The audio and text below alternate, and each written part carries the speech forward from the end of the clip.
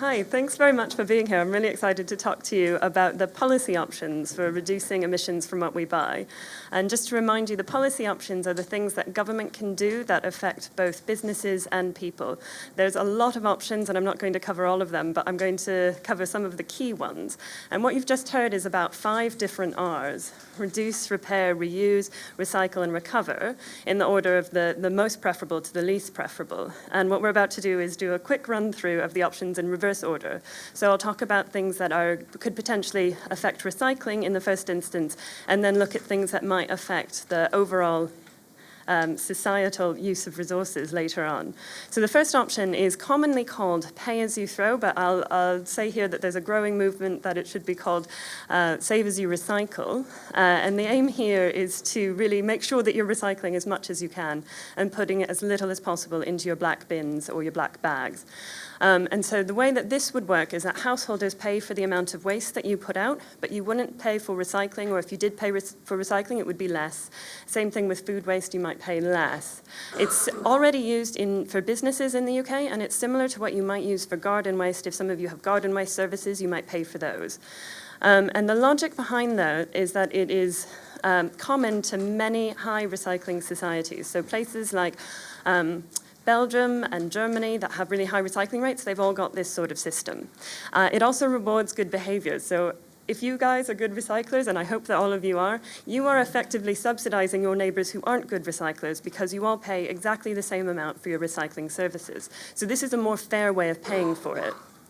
The potential cons are that it could impact low-income households or larger households more than the rich households. And there are also fears over litter. So if people are trying to avoid charges, you think they might go out and secretly dump things in the woods. I would say that those might be overblown based on experiences in other countries, and also in Guernsey, which has recently introduced those and said that they didn't have a problem with that. The next one is something that's not going to affect you necessarily. It's more on producers. It's a concept called extended producer responsibility, and the aim is to really make polluters pay for their impacts. And so the logic is that the people who are making the decisions about what's being put on the market, who are looking at the design, they're the ones that then are responsible for the full costs of the impacts of what they're putting on the market. As it's been designed and used in the UK, because we do already have some form of producer responsibility, and we're going to get more for packaging and for some other waste streams, it has largely focused on the end of life, so waste disposal costs, and not necessarily on the full life cycle, which is a potential con on this slide, but there are definitely pros. The first of all is that it targets those who can have the most impact, most control over the impact, and it encourages better design. The con is that it can be quite complicated, and deciding who's going to pay for what and who is the one that has the most potential to change things can be a challenge in terms of deciding where the fees are set. The next is a concept of advertising bans, and this is to discourage harmful or unnecessary purchases. We've heard that we're making a lot of purchases that we don't need, and so the theory is that if we ban advertising for them, we might be less inclined to buy them. And so this would rely on identifying either polluting products or sectors like fast fashion, which then wouldn't be allowed to advertise. And it could also tie into some advertising regulations that are coming in already on for children, so you're not allowed to advertise junk food at children, basically, and this could be an extension of that. The pros are that it stops what's called manufactured needs, the sort of things that John was talking about, where you think all of a sudden because you've seen an ad or a celebrity with the latest iPhone that you need it, but in actuality you don't really need it. So the theory is that if you don't see the ads for it, you don't see the people telling you to buy it, you won't feel that need. It's also a logical extension of the bans that we've got on things that are harming our health, so like tobacco and on junk food for children. So if there's something that's harming environmental health, you can use the same logic and say, well, we shouldn't be advertising those. The cons are that there are some questions of effectiveness, certainly with tobacco bans. There are plenty of people who think it wasn't actually the advertising ban that drove change there, but actually just banning smoking in public spaces and making it really expensive. And then the other problem is that it's quite difficult to police online spaces, especially if you might get websites from all over the world, or you might have media influencers who are more difficult to control. The next option is resource efficiency standards, and this would be aiming to make sure that you are getting the best possible products on the market. So it works by identifying what standards a product has to meet. So it's only allowed on the market, say, if it's going to last a certain amount of time, if it can be repaired easily, or if it can be reused. This has already been used quite effectively in terms of energy efficiency of products. So you'll know that we have much more efficient Hoovers, we've got much more efficient lights now. That's because of standards like this. And they also have had the knock-on effect of saving consumers a lot of money. So because of the energy efficiency regulations that we've had on products, the average household has saved about £400 every year on their electricity bill. And so there's a logic that we should now extend this to cover not just the energy that products use, but how they're made and whether or not they can be repaired. Specifically, the right to repair, whether or not people like you can access the parts that are broken and repair them yourselves, which could make things a lot easier for you. The con is that it's quite a laborious process to set standards. You have to do it on a product-by-product basis. So far, it's only been used on energy-using products, and it might be more difficult to set standards that everyone can meet on things like furniture and whatnot. And you could also require some trade-offs if you're looking at things like repairability. So it might last longer, it might be difficult to make something that both lasts long and is easily repairable and disassemblable. So you might have to make trade-offs about what factors are most important. The next one is something that it's not targeted at people, it's targeted at the high-impact sectors. And so we know that there are certain sectors in society, like construction, like vehicles, you saw on those first slides, that have a really big impact.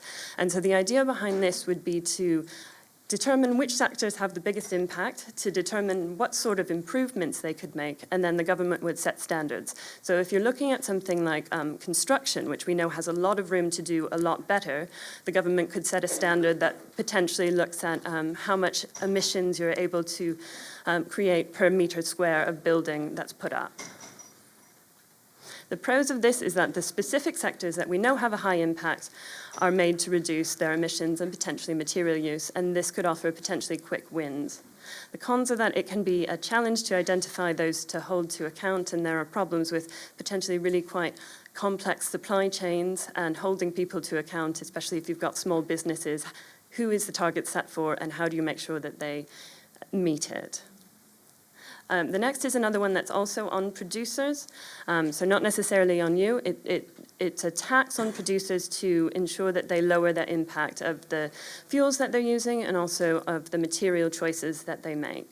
It's already used to some extent for fuels, but there's a logic to also extend it to material choices, so to make sure that people are using recycled content where it's available or using lower carbon content material wherever that's possible. The pros are that it's already slightly improved energy use in some ways, although some people say it's not been as effective as it might be. And the other pro is that it could discourage unnecessarily material use. So again, for virgin materials, the Treasury is looking to institute a tax that would encourage more plastic recycled content in materials. So you could also drive material use changes there. The cons are that, again, it can be quite difficult to calculate and administer, especially for goods that come from abroad. And there are worries here that either these taxes might trickle down and affect people, or they might not actually reduce overall the amount of emissions that are created in the world if we're hurting UK businesses, or if we're putting these on UK businesses, but we can't put them on people abroad. The next one is taxes on products or services. So this is something that you would see. This is something that would affect you. And the aim here would be to encourage people to buy greener goods and services. And this could be done by potentially replacing VAT. So instead of having that sort of standard tax on lots of different products, green products and services would have much lower taxes or no taxes or even negative taxes in some instances. And the ones that harm the planet would have higher taxes. And And the pro here is that it makes green products more affordable. So it's the opposite of what people see a lot of the time, that if you want to buy something sustainable, it might be more expensive. So this would reverse that. And also if it's used on services, so if you don't have to pay any tax on repair services or on repairing or retrofitting your building, it could encourage that sort of reuse and repair that we heard. The cons is that it is potentially unfair because people who are wealthy, who we know have the biggest impact anyway, they're most likely to be able to continue spending as they do now.